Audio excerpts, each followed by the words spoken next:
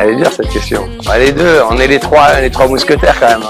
On peut pas choisir un des deux. If it's true, then why you running? You running. Ooh, oh. If you're really being honest, if you really want this, ooh, oh. Why you acting like a stranger? What's with your behavior? Ooh, oh. Bonjour à tous. Le sujet de cette vidéo portera sur les SSA Handbook. Dans un premier temps, nous allons définir ce qu'est le SSA.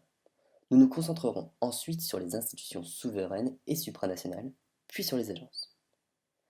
SSA est l'acronyme de Sovereign, Supranational and Agency. Ces institutions émettent des instruments de dette pour soutenir des projets gouvernementaux, des budgets souverains et multilatéraux, le financement des exportations et les programmes de développement internationaux. De par leur taille et leurs besoins en capitaux, ce sont les plus gros émetteurs de dette sur les marchés obligataires, avec environ 900 milliards de dollars émis aujourd'hui. Les principaux acheteurs sont les banques, les mutuelles, les hedge funds ou encore les fonds de pension. Le marché est très dominé par 30 banques centrales et quelques fonds spéculatifs.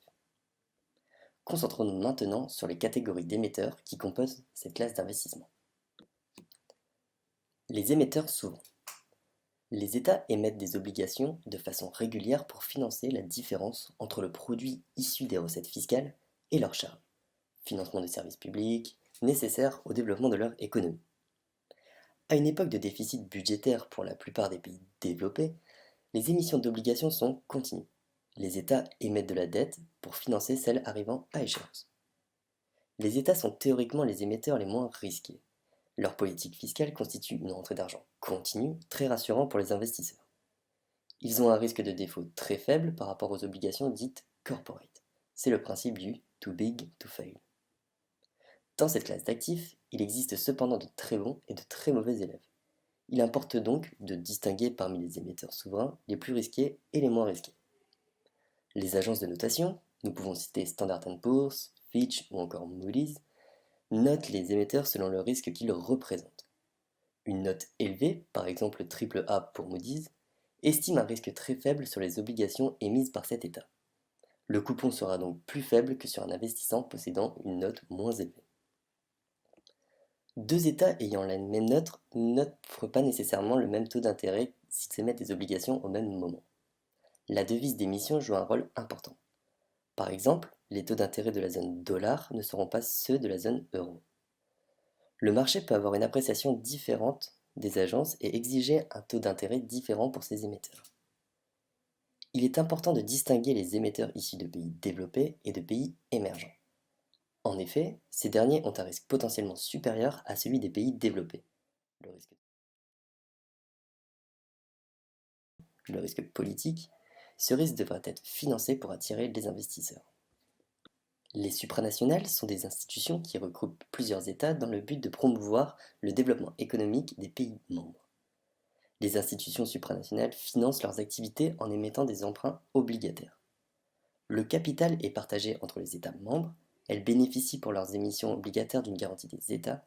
Si elles sont défaillantes, le remboursement est assuré par chacune des parties prenantes. Voici un exemple de supranational. The European Investment Bank. On observe différentes obligations avec un rating AAA, ainsi que leur prix de coupon et leur échéance. Il y a aussi la Banque Centrale Européenne, BCE, qui est une banque supranationale des États membres de la zone euro. La Banque Centrale Européenne gère l'euro. Elle élabore et met en œuvre la politique économique et monétaire de l'UE. Son principal objectif consiste à assurer la stabilité des prix et à soutenir une croissance économique et la création d'emplois. Que fait la BCE? Elle fixe les taux d'intérêt auxquels elle prête aux banques commerciales de la zone euro, ce qui permet de contrôler la masse monétaire et l'inflation. Elle gère les réserves de devises étrangères de la zone euro, ainsi que l'achat ou la vente de devises pour équilibrer les taux de change. Elle garantit une surveillance appropriée des institutions et marchés financiers par les autorités nationales, ainsi que le bon fonctionnement des systèmes de paiement. Elle assure la sécurité et la solidité du système bancaire européen. Elle autorise la production de billets en euros par les pays de la zone euro. Elle surveille l'évolution des prix et évalue les risques qui pèsent sur la stabilité des prix. Les agences gouvernementales sont des agences purement nationales. Elle possède les caractéristiques des obligations souveraines. En effet, en cas de défaut de l'une d'entre elles, c'est l'État qui doit assurer le remboursement de la dette auprès des investisseurs. Elle gère le financement économique d'un pays. Prenons par exemple la Caisse d'amortissement de la dette sociale, CADES, qui a été créée en 1996 pour éponger les dettes du régime général de la sécurité sociale. Elle a pour vocation d'apurer la dette sociale sur une durée limitée afin d'éviter qu'elle ne pèse sur les générations futures. La CADES émet des emprunts sur les marchés internationaux de capitaux en recherchant un financement au meilleur taux. Cette activité d'emprunt est garantie par les ressources perçues par la Caisse. Il s'agit essentiellement de la contribution au remboursement de la dette sociale, CRDS, qui a été créée exclusivement pour la CADES, et d'une partie de la contribution sociale généralisée, CSG.